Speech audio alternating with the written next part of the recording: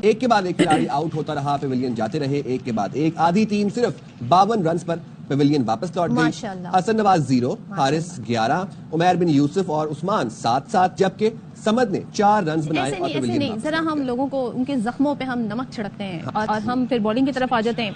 तो भाई पाकिस्तान की जानिब से कहते हैं ना, जो बॉलिंग का सिलसिला रहा वो हमारे सामने है और किस तरीके से हम क्या करते हैं। हमने आराम से न्यूजीलैंड ने तमाम तर जो है वो मरहला जीत लिया और 22 रन देकर 5 विकेटें जिमिनेशन ने, जिससे पहले मैं बता रही थी, हासिल की। पाकिस्तान की बैटिंग 129 रन के हदफ में। टीम साइफरेट और एलन फिन ने लाठीचार्ज किया और चौको छक्कों की बरसात करती। जाहिर है इतना कम स्कोर था, उन्होंने चौको छक्कों की बरसात की और चौथे ओवर में 50 और पावर प्ले के 6 ओवर्स में 92 रन वो स्कोर कर गए थे। फिर टिम साइफरेट तो बेरहमाना अंदाज में बैटिंग करते रहे और सिर्फ 38 गेंदों पर उन्होंने 97 रन स्कोर किए हैं और उनकी बैटिंग में 10 6 और 6 चौके शामिल थे। तो जरा दिखा दें, जरा छक्के चौके दिखा दें, हम जरा क्रिकेट ही को एंजॉय। न्यूजीलैंड के खिलाफ 5वें टी20 में भी कौमी खिलाड़ी नाकाम हो गए। बैटर्स चले ना ही बॉलर्स। कीवीज बल्लेबाजों ने खूब धोया। 129 रन का हदफ 10वें ओवर में बआसानी हासिल कर लिया। मेरा वैसे फेस ऐसा लग रहा है, रोने की जरूरत भी क्या है? इन लड़कों पे हमने रोना है जिन्होंने पाकिस्तान क्रिकेट को तबाही की तरफ धकेल दिया है। पाकिस्तान क्रिकेट तबाह हो चुकी है। पाकिस्तान न्यूजीलैंड से टी20 सीरीज 4-1 से आ चुका है। अभी जो मैच खत्म हुआ है, न्यूजीलैंड 8 विकेटों से, ये जो पहाड़ जैसा हदफ पाकिस्तान क्रिकेट टीम ने दिया था, पाकिस्तान क्रिकेट टीम ने 129 रन का हदफ जो दिया था, वो जनाब सिर्फ और सिर्फ 10 ओवरों में जो है वो पूरा कर लिया गया। खुशखबरी ये है कि पाकिस्तान क्रिकेट टीम के प्लेयर्स ने 20 ओवर्स पूरे खेल रहे हैं और मजे की बात यह है कि सिर्फ 3 खिलाड़ी डबल फिगर में गए, सिर्फ 3 खिलाड़ी। बाकी जो 9 अनमोल रतन है हमारे, जिन पर ये पूरी कौम जिनसे उम्मीदें लगा के बैठी थी, वो जनाब मैं बता देता हूं। हसन नवाज फिर से 0। इस पर बात करते आगे चल के कि हसन नवाज की वो सेंचुरी कैसी हुई थी जिस पर इसको लोगों ने जनाब बाबर आजम से ऊपर कह दिया कि जनाब बाबर आजम कुछ नहीं है इसके सामने। उसके बाद उमैर बिन यूसुफ 7 रन, चलो ठीक है, समझ आ गई, नया लड़का है। उसके बाद उस्मान खान पे बड़ी बात हो रही थी, उन्होंने भी जनाब क्या मार्का मारा, 7 रन। अब्दुल समद जो biggest scam in cricket history आप कह सकते हैं, उसने 4 किया। शादाब खान ने 28 किया। चलो शादाब खान ने इस बल्ले से कुछ तो कर दिया, लेकिन इस पर भी आते हैं, मजीद बात करते हैं। जहांदाद 1, हारिस 6, 0-0, सुफियान 0। छोड़ दो, सारा कुछ छोड़ दो। मैं थोड़े से आपको रिकॉर्ड्स बताता हूं। अभी शादाब की मैंने बात की ना, शादाब के लगे हाथ आपको रिकॉर्ड बता देता हूं। शादाब खान ने 4 मैचेस खेले, 30 रन बैट से किए। आपने इस फैसला करना है कि ऑन व्हाट बेसिस, किस बुनियाद पर इसको वापस लाया गया। जी खत्म हो गई रेलू कट्टा क्रिकेट, खत्म हो गई पाकिस्तान के बहुत बड़े टैलेंटेड प्लेयर्स को सिलेक्ट करके। ये है आपका टैलेंट, ये है आपके रेलू कट्टा प्लेयर्स, ये है 3rd क्लास क्रिकेटर जिनकी 2 टके की परफॉर्मेंस नहीं डोमेस्टिक क्रिकेट की। अब लोग मुझे बोलेंगे कि यार ये तो क्रिकेट खेला हुआ, ये किस किस्म की बातें कर रहा है, ये सिर्फ बाबर आजम और रिजवान के लिए बात करता है, बाकी तो किसी के लिए बात ही नहीं करता। मैं किसी और की बात करूं या ना करूं, मैं रिजवान बाबर आजम की बात करूं या ना करूं, मुझे सिर्फ प्लेयर्स बता दो कि जो आपने सिलेक्ट किए, क्या ये इस काबिल हैं कि टी20 क्रिकेट में ये इंटेंट दे सके हमें, ये स्ट्राइक रेट दे सके हमें, ये मॉडर्न डे क्रिकेट दे सके। ये मैं तो नहीं बोल रहा, हर कोई यही बात कर रहा है। ये कौन सा टैलेंट है हसन नवाज? 0-0, 105, पता नहीं 1, उसके बाद फिर 0, ये है टैलेंट? चलो जी मानते 2 मैचेस में अंडा किया, उसके बाद 100 किया। मैंने उस मैच में बोला, मैंने हो गया 100, ये होना था, हो गया 100, जैसा तैसा भी 100 हुआ। इतना बड़ा टैलेंट होता तो क्या कुछ करता, इतना बड़ा टैलेंट होता अब्दुल समद, क्या कुछ कर लेते। भाई जो टैलेंटेड प्लेयर होते हैं ना, मैं ये नहीं कहता वो बाहर की कंडीशन में जाके टॉप परफॉर्मेंस देते हैं। भाई जब रिजवान बाबर आए थे ना पाकिस्तान टीम के अंदर, तो लग पता गया था कि टैलेंट होता क्या है। फिर उसके बाद जब आधी टीम 5 आउट हो गए 52 रन पे, तो एक 54 की बड़ी अच्छी पार्टनरशिप हुई थी, लेकिन बाय दैट टाइम इतने ओवर्स हो गए थे कि पाकिस्तान कोई फाइटिंग टोटल नहीं बना सकता। हसन का हम पूछना चाह रहे थे, स्टार्ट इनका 0 से हुआ और इख्तिताम भी 0 पे हुआ, बीच में उन्होंने सेंचुरी मार दी, तो ये फ्लूक तो नहीं हो सकता? टेक्निकली बहुत वीक है वो। हर गेंद को आप लेग साइड पे नहीं खेल सकते, वो लेग साइड पे खेलने जाते हैं और ऑफ पे आउट होते हैं। पहले दोनों मैचों में जो 0 किया और आज भी जो 0 किया, लेग साइड पे खेलने गए और स्लिप में कैच आउट हो गए। तो उनको देख के खेलना पड़ेगा। पहले जब जैसे उन्होंने जो 100 किया, उसमें पहले उन्होंने 3-4 गेंदें आराम से सुकून से खेली, 3-4 रन बनाए, 1-2 लकी उनके शॉट गए चौके, उसके बाद फिर उन्होंने 100 बनाया। तो उनको डोमेस्टिक क्रिकेट में आकर, PSL में आकर सीखना पड़ेगा। प्लेयर्स ऐसा है कि जिसके पास शॉट्स हैं, जिसके पास विल पावर है, जिसके पास दिल है मारने का, लेकिन उसको सीखना पड़ेगा कि हर गेंद मारने वाली नहीं होती और टेक्निक अपनी बेहतर करनी पड़ेगी। तो ये 2 सिस्टम्स की जंग थी, एक न्यूजीलैंड का सिस्टम था, एक हमारा सिस्टम है। तवक्कुआत यही थी कि 4 मैच न्यूजीलैंड जीतेगा, 1 मैच बारिश की नजर होगा, लेकिन 1 मैच पाकिस्तान। शाहिद साहब हम जो कह रहे थे, उस्मान को नहीं खिलाते, उस्मान को टीम में लेके जाते हैं, लेकिन उसे मौका आज तो मिला, मौका अच्छा शॉट मारा था उसने, लेकिन बाउंड्री पे वो कैच हुआ। अगर वो थोड़ी सी उसमें और इधर उधर कहीं होती तो वो बाउंड्री हो जाती। उस्मान को अगर शुरू से खिलाते ज्यादा फायदा। आज सुफियान को देखें, सुफियान को गेंदबाज खिलाया, उसने 2 ओवर में 2 विकेटें ली।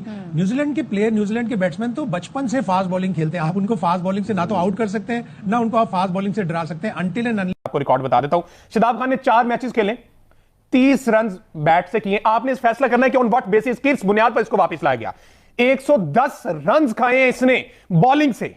ये पीक का प्राइम हमारा रिस्ट स्पिनर बॉलर है जिस पर हम रिलाय कर रहे हैं। 1 आउट किया इसने पूरे सीरीज में, 1 आउट। खुदा दा वास्ता है सकलैन मुश्ताक साहब, खुदा दा वास्ता है, ठीक है ना। इस पर फर्दर भी आपको बता दो। अगला रिकॉर्ड आ जाओ, Shaheen Shah Afridi, premium bowler, premium. I am a proper all rounder, ठीक है ना। मत खुलवाए मेरा मुंह, मत खुलवाए। शाहीन शाह अफरीदी ने 4 मैचेस, 133 रन, 133 रन, 2 आउट किए, 13 ओवर करवाए, ठीक है। आखिरी मैच में इनको रेस्ट दे दिया गया क्योंकि सुसर साहब ने कहा था कि मुझे ऐसा लगता है कि बेंच स्ट्रेंथ को ट्राई करना चाहिए, शाहीन और शादाब को रेस्ट देना चाहिए। एक सुसर ने कहा मेरे दामाद को रेस्ट दे दो और दोनों को दे दो, लेकिन दूसरे सुसर ने कहा कि नहीं नहीं, मेरे दामाद को भी मजीद रगड़ा लगने दो। ये जो मैच फीस आती है 6-7 लाख रुपया, उसको देने दो, क्योंकि बाद में पता नहीं मिलना है कि नहीं, हमारे रिसोर्सेज रहने के नहीं, लिंक्स तगड़े रहने के नहीं। ये जो मैच फीस का 7 लाख तो आए ना, शादाब के उसको सुसर ने उसको खिलवा दिया, शाहीन के सुसर ने उसको बाहर बिठवा दिया। लेकिन सवाल तो ये बनता है कि क्या ये औकात है एक मैच जीत के? हमने कहा हसन नवाज अभिषेक बन गया, भाई रोहित शर्मा बन गया, उन्होंने कहा आपकी औकात है कि आप मैच हारोगे और हम आपको हरा के दिखाएंगे। पाकिस्तान पब्लिक मौजूद है, इनसे बात करते हैं। पाकिस्तान की टीम सही से एक्सपोज हुई है, ना बैटिंग ना बॉलिंग, कोई कसर बाकी नहीं रही। सबसे पहले तो न्यूजीलैंड को बहुत ज्यादा मुबारकबाद हो, सीरीज अपने नाम की, चौथा मैच भी अपने नाम बच्चों के साथ खेल रहे थे, उन्होंने ऐसे करना था। साथ आप खेल रहे थे और मोस्ट इंपॉर्टेंटली 6 ओवर्स के अंदर जिस बंदे को 90 लग जाए भाई, मार उन्होंने बंदर बना दिया, क्या दुम्बा बना दिया इन लोगों को। ऐसा पिछाड़ कर फेंके हमारे बॉलर्स को, और बॉलर्स मजे से स्कोर खा रहे थे, स्माइलिंग, दे वर सेइंग कि भाई कोई बात नहीं, स्कोर लग रहा है, हमारे पास बैट्समैन है। बैट्समैन भी कौन से वहां पाला पकड़े, एक मैच में बैट्समैन चले और इन बैट्समैन का अभिषेक से कंपैरिजन हो रहा था। बिल्कुल, अभिषेक शर्मा से कंपैरिजन कर रहे थे आप, संजू सैमसन से कर रहे थे, तिलक वर्मा से औकात में वापस आ गए, औकात में वापस आए। थोड़ा डाउनफॉल हुआ है भाई, नीचे आए, नीचे रहकर अच्छा खेलना सीखें, फिर आप आपको ऊपर लेकर जाएं। आपकी इतनी वर्थ इट नहीं है कि आप भाई आते ही कहें कि भाई मैं रोहित शर्मा को रिप्लेस करूंगा, मैं अभिषेक शर्मा को रिप्लेस करूंगा। पहले अपने बैट्समैन को तो रिप्लेस करो, परफॉर्मेंस अच्छी दो। आप इतना कूड़ कबाड़ है हमारी क्रिकेट के अंदर के ये सारे के सारे बेचेंगे बिना तो जीरो स्क्रैप है टोटली। वो हमारे लिए कि जब टीम पाकिस्तान ने बेहतर कारकर्दगी दिखाई, मगर उसके पीछे भी बहुत सारी रीजंस और बहुत सारी सपोर्टिंग रीजंस थी जिसकी वजह से वो परफॉर्मेंसेस हुई।